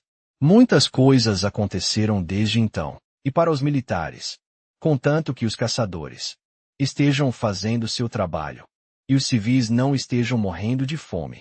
Eles não se importam com algumas brigas. Eles não vão se dar ao trabalho de gerenciar cada pequena luta que surgir. É por isso que resolver as coisas com os punhos é o jeito mais rápido. Você pode vencer uma luta. Não há necessidade de conversar. E se não pode vencer, conversar não vai ajudar. Enfim, basicamente, acerte primeiro e depois converse. Ela diz que, pelo que viu do monge, os fortes normalmente evitam confusão. Talvez ele esteja entendendo errado. Ou será que isso significa que você pode se descontrolar à vontade, se tiver tanto poder quanto seu pai? Ou talvez ele estivesse apenas cego pela aparência. Vemos um monge observando de cima, encarando o chefe que a matou. E finalmente, vamos descobrir seu nome e o que o Shungenji. Ele é um Arhat de nível 75 e tem uma habilidade chamada Kenai. Ele disse que o chefe de nível 90 parece ter sido despedaçado, sem marcas de armas. É assustador como ainda há tantas pessoas fortes por aí, então eles devem agir com cautela. Ele coloca sua venda, e seu nível é reduzido para 45. De volta ao prédio que o pai de Sora destruiu, o homem começa a gritar, chamando-o de bastardo. E se pergunta se ele acha que as coisas ainda são como na época em que os abrigos de evacuação foram construídos. O pai de Sora diz que as coisas certamente mudaram, e que bastardos irritantes como ele apareceram, e que ele deveria tê-lo matado naquela época. O homem pergunta se ele está com medo ou algo assim, e o pai de Sora diz que não pode simplesmente ignorar isso.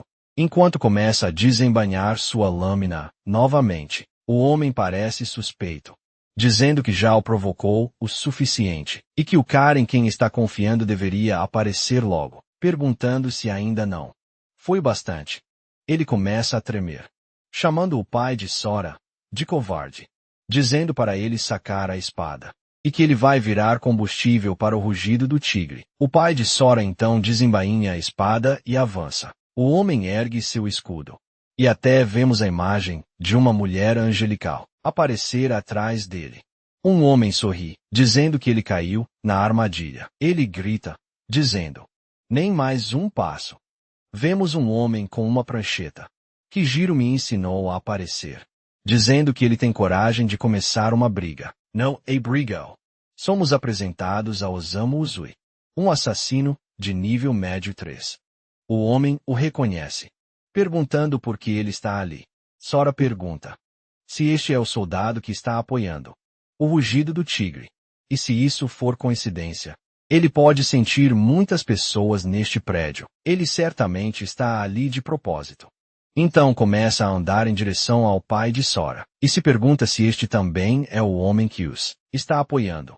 Uzui disse que, de acordo com o artigo 15, violar abrigos é proibido, e que os infratores podem ser punidos com 15 dias de prisão, ou até mesmo com a pena de morte. Perguntando se eles vão seguir as instruções, Sakuya percebe que esse era o plano: provocá-lo. E quando ele revidasse, usariam a lei para prendê-lo. Ele não está preocupado com sua corrupção sendo exposta, e não acredita que está sendo incriminado tão descaradamente. Uma vez preso, podem estender sua sentença indefinidamente, até fazê-lo desaparecer.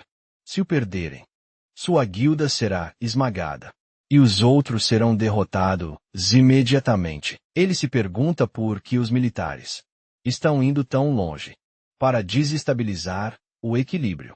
Perguntando se há uma disputa de poder acontecendo. Ele não sabe o que eles querem, mas não pode admitir nenhum crime. Ele diz que estão enganados, e que eles não estavam duelando, como alguém que apoia as Guildas Unidas. Ele não pode admitir um crime sem provas. Uzui disse que essas marcas de espada são uma prova clara. Sakuya ri, dizendo que ele só pode estar brincando. Pode até ser uma prova, mas é prova de que ele estava tentando reparar o prédio. Não começaram um duelo. Uzui disse que parece que ele ainda não entendeu. Não cabe a ele decidir isso. Cabe a ele, Uzui. E se ele disse que é a prova, então é o momento em que ele pôs os pés ali. Já havia perdido. Vemos homens em todos os andares, apontando armas para eles. São praticamente idênticos. Ele diz para se entregar obedientemente ou ser preso. Sakuya parece surpreso. Os homens começam a gritar para Sakuya, dizendo para ele não o perder, e que se estivessem dispostos, então deveriam apenas lidar com eles. Sakuya diz para se acalmarem. E que, como estão dentro do alcance de 2, os homens não vão atirar. Uzui começa a rir. Sakuya diz que contra um nível 63, vai ser um pouco difícil. Especialmente já que é um oponente rápido, como um assassino. Mas se ele fizer suicídio em massa, eles podem passar por isso. E começa a desembainhar sua lâmina. E tanto Sakuya quanto o outro dizem. Aí vem surtida. Invoca o escudo da espada, dizendo que não pode ser o elo fraco. E que as habilidades defensivas de um agente são diferentes das outras classes. Pode analisar muito mais sobre os ataques que vêm a essa distância. Ele sabe que pode bloquear a espada de Sakuya. Se o escudo da espada só pode bloquear espadas. Mas é por isso que ao enfrentar uma, ele pode funcionar muito além de seu nível. Pode facilmente bloquear um ataque completo de um guerreiro de nível 69. Então o ataque de um guerreiro de nível 65 não é nada. O que significa que Sakuya não será capaz de cortar este escudo. Ele então grita, mandando desistir. Uzui também pergunta se ele vai se render pacificamente, ou se vai ser jogado numa cela com todos os seus companheiros, e diz que ele deve tomar uma decisão. Jiro grita por ele. E Sakuya começa a se sentir frustrado. Ele desfaz a sua aura e ergue a sua lâmina em direção a Uzui. Jiro e os rapazes ficam surpresos. Quando Uzui diz que ele tomou uma decisão sábia, eles não conseguem acreditar que o chefe está apenas aceitando isso. Mas Jiro entende que recebeu o sinal do chefe quando ele ergue a espada. Significa que é para se preparar para um ataque, e se ele soltar, é hora de atacar. Eles não sabem que ele e o chefe planejam isso. Sakuya deixa cair sua lâmina. E Suda se surpreende ao ver que a espada desapareceu. Apenas para Sakuya avançar diretamente em direção a Suda. Ele diz que não vai ser um problema, já que seu escudo tem um feitiço para bloquear ataques de espada. Sakuya começa a invocar novamente sua lâmina. O Sushi parece muito confiante, dizendo que não há como ele quebrar o escudo. Jiro estende as mãos para frente e vemos pedras saindo do chão. E começam a revestir a ponta da lâmina de Sakuya. Então a usa para despedaçar o escudo de Suda, lançando-a para trás. Ele disse que fizeram um martelo em vez de uma espada. Então o escudo foi imediatamente anulado. Sakuya joga a espada fora e estende a mão em direção ao rosto de Sushi. Zui se vira, dizendo que sabe qual é o objetivo dele, que se ele ousar tocá-lo, será executado. Jiro então manda ele parar, enquanto fecha o punho, criando uma parede de pedras para detê-lo. Zui percebe que não vai ser tão fácil quanto pensava. Suda manda seus homens matarem Sushi, dizendo que ele enlouqueceu, e eles começam a atirar nele. Jiro então aponta os dedos para cima, criando uma barreira ao redor de Suda, cercando e bloqueando as balas de Sakuya. Diz que se conseguirem apenas impedi-lo de se mover, podem recuar. Ele ainda está com a mão estendida em direção a Suda, mas number instant Suda desaparece. Sakuya olha ao redor confuso e Zui diz que Stonigel, seu aliado, o prendeu nas sombras e marcou a magia remanescente em seu escudo. Com isso, ele preencheu as condições para usar sua habilidade de assassino. O trunfo sombrio e sem seu refém. Sakuya agora está perdido, pois Suda está ao lado dele. Zui diz que é hora de acabar com isso e dá ordem a seus homens para matarem Sakuya. Sakuya fica surpreso e gira também. Os soldados perguntam se ele está falando sério. Zui pergunta por que estão tão surpresos. E Sura aparece diretamente atrás dele, dizendo que também gostaria de saber por que estão tão surpresos. Zui se pergunta quem ele é, perguntando se ele realmente conseguiu se aproximar pelas costas, mesmo sendo um assassino, e que não faz ideia de quem seja ele, mas com certeza é um inimigo, e que quem ataca primeiro vence. Então ele não tem escolha. Quando começa a alcançar uma posição, Suda reconhece, dizendo que é o veneno mortal que a guilda preparou para derrotar o chefe, de nível 90, e pergunta quando ele o roubou. Zui grita, mandando Sora solta. e lança suas adagas em direção a ele. Sakuya chama por seu filho. E Suda diz que aquele desgraçado vai acabar levando todo mundo com ele. Os homens começam a se perguntar: o que é essa mesma? E cai no chão espumando pela boca. Por causa do veneno. Suda diz que não gosta disso. Mas pelo menos o aliado de Sakuya está morto. Temos Sora estendendo a mão e segurando tanto Zue quanto Suda. De novo. Absurda pergunta. Como diabos ele ainda consegue se mover? Já que aquilo é forte. O suficiente para matar um chefe de nível 90. Zue parece preocupado. Diz que não é possível. Que esse cara é um monstro absoluto. Pois pegou as adagas com a boca e o veneno nem mesmo o afeta. E essa história vai ficando por aqui. Se você gostou, vou lembrar novamente para você deixar o seu like e se inscrever no canal. Se ainda não estiver inscrito, considere também se tornar um membro para apoiar o nosso trabalho. Enquanto espera pelo próximo vídeo, assista o vídeo que está na sua tela, caso ainda não tenha visto, e entre em nosso servidor do Discord para conversar com a gente. Estamos quase batendo 2.000 membros. Eu fico por aqui. É claro que eu te vejo no próximo vídeo.